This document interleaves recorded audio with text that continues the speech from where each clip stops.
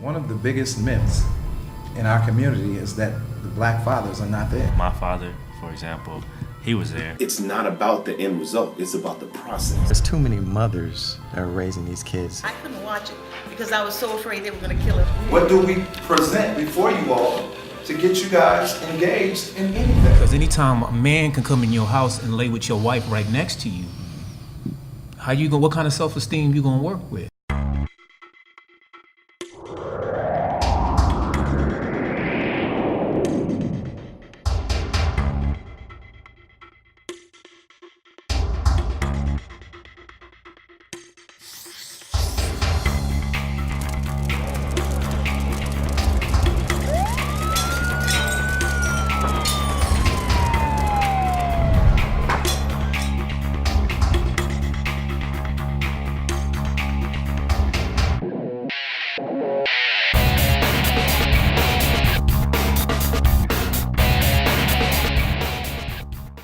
Hi, I'm BJ King, and I want to welcome you to the Birthright Project.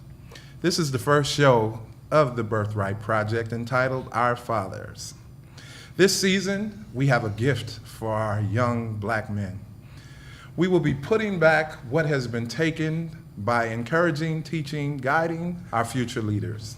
What is a birthright? A birthright is a human right that belongs to you at birth. Therefore, it is not a protest. Our focus is doing the work in our communities, identifying community and rebuilding.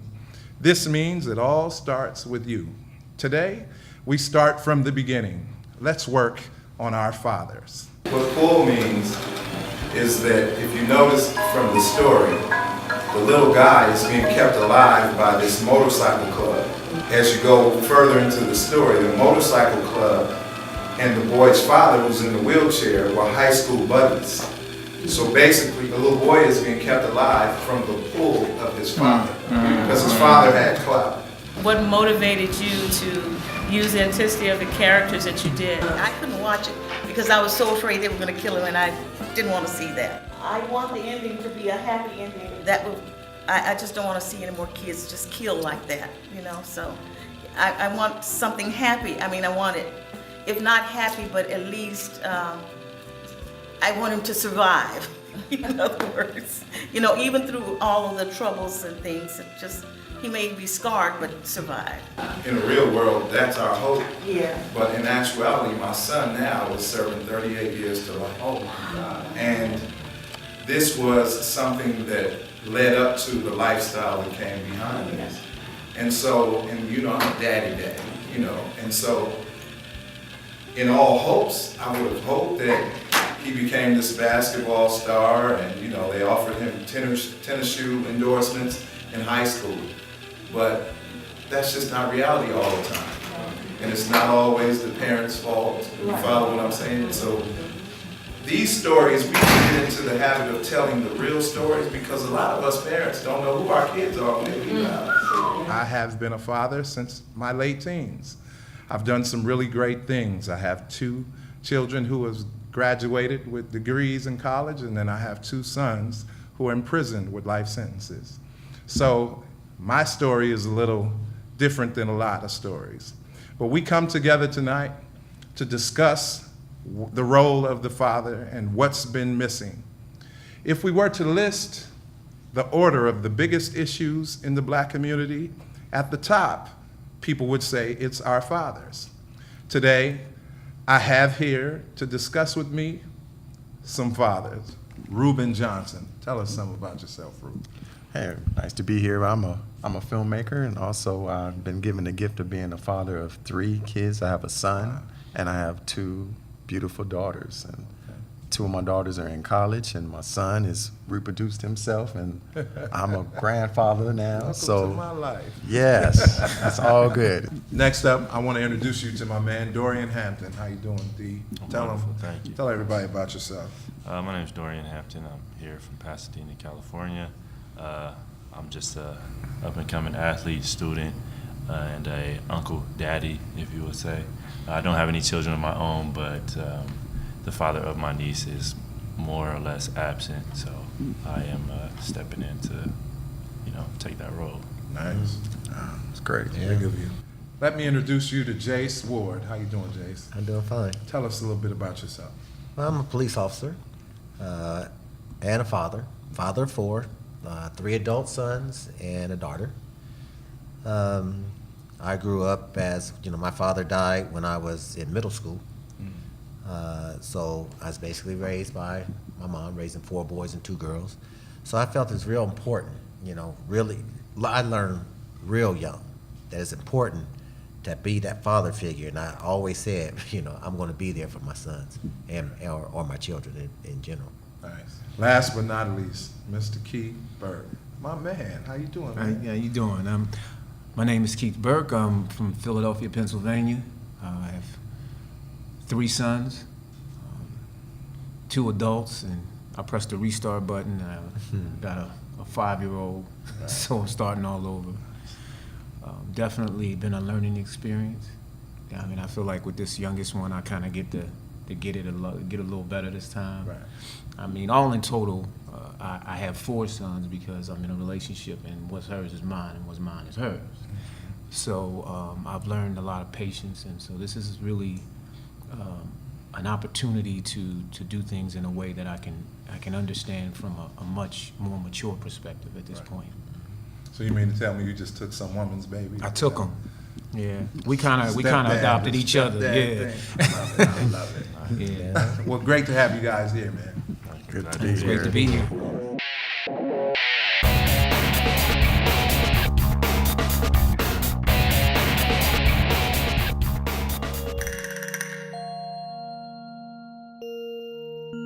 My name is Jay Taylor. I am a fine artist, painter. I dibble and dabble in a lot of different mediums. When you talk about work ethic and you talk about putting in the hard work when nobody's watching, when there is no immediate reward, right? That allows him to see that it's not about the end result, it's about the process. What advice would I give my younger self? That is a very tough question. Loaded too. In the cleanest respect, I wish I would have had my child at an early age while I was still dumb. Because I think at this my point biggest now, challenge as a father has been balancing my role as a father while also trying to be my kid's friend. Because I would want him to reflect all the best things about him. The men that are fathers don't ever get the just due that they deserve. I would advise myself to not play second to anybody, right? I would advise myself to be more aggressive. I think that would be the biggest advice because it kind of, it's overshadowing so much, right?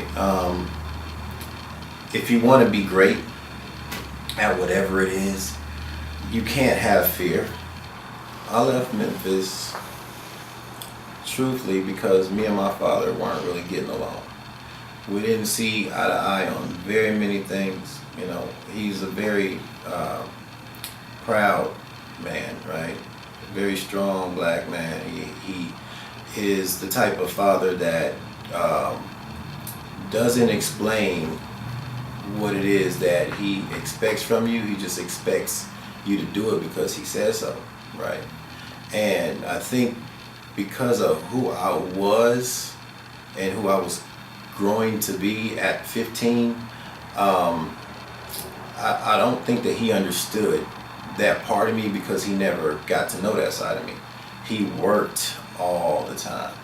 That was his duty, to work and support the family. And if you mess up or you do something that is out of character, or if you are too expressive, right, it's not good with him. Everything must be straight and narrow, kind of like it was for him. Interesting enough, he left home at 13. Let's get into it. I want to know, what do you all think that some of the key core problems are in the community as it pertains to fathers? It's a lack of importance in terms of feeling that there's a level of almost, Responsibility. you know, what's the word? It's apathy. It's like you don't really exist. You're not really important. What you have to offer really isn't that big of a deal. And so I think a lot of, when you don't see the importance within yourself, it's kind of hard to feel like you have something to offer. Yeah. You know, and then you look and you realize the seriousness of the responsibility of being a father, but you don't feel that you know, I think there's just there's this overwhelming wave in the community that where men don't really feel they have anything to offer, so they just don't bother rather than deal with it and take the chance at the learning through failure.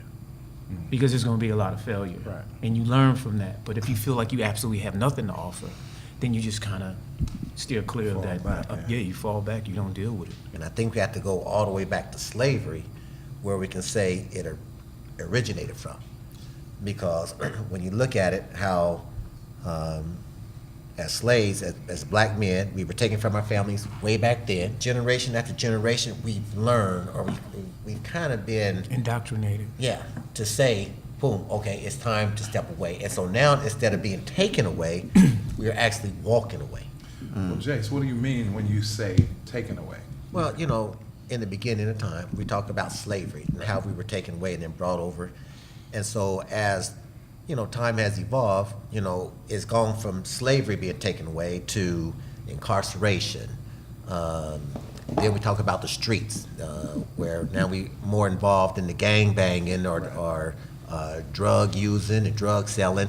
And so we've kind of, I think, branched or walked away from the family and taken ourselves out into the streets. So, you know, it's more of taking away. You talk about this whole umbrella that we fall under, where there's many different categories as to how we're being taken away. But, you know, its bottom line is we have gone from slavery being taken away to now where we just walking away. So that's from what you're saying, that's become customarily our mentality. Yes. To run away. Yeah. My father, for example, he was there, but mentally he kind of was more involved with church and kind of neglecting the family in that sense, but he was there, and he cared more about, you know, the love and telling me he loved me every day, but more so showing more love to the church and kind of, you know, taking them on his back rather than our, you know, his kids and everything like that. No, now he was there as far as discipline, of course, you know, which is why I wasn't straying off and everything like that. He was more on the strict side, but I feel like certain occupations also can take them away. The distraction from job and still being home, but not being there. You know what I mean? Not being engaged. So that's what I feel. That's funny that he would say that, because one of the biggest myths in our community is that the black fathers are not there. So how do you think black fathers got such a bad rap? As just a blanket statement, there's too many mothers that are raising these kids and trying to raise their sons, you know, when the man can be there, but sometimes that woman's a little bit too strong and not allowing that man to be that father. Okay, now wait a minute, Rude. There's no women here, so let me defend the women. All right. So what about the woman that's out there saying, well, I wasn't too strong. I tried to love my cheating husband or man, and, you know, he didn't like the rules, and so he ran off and left me with the kids.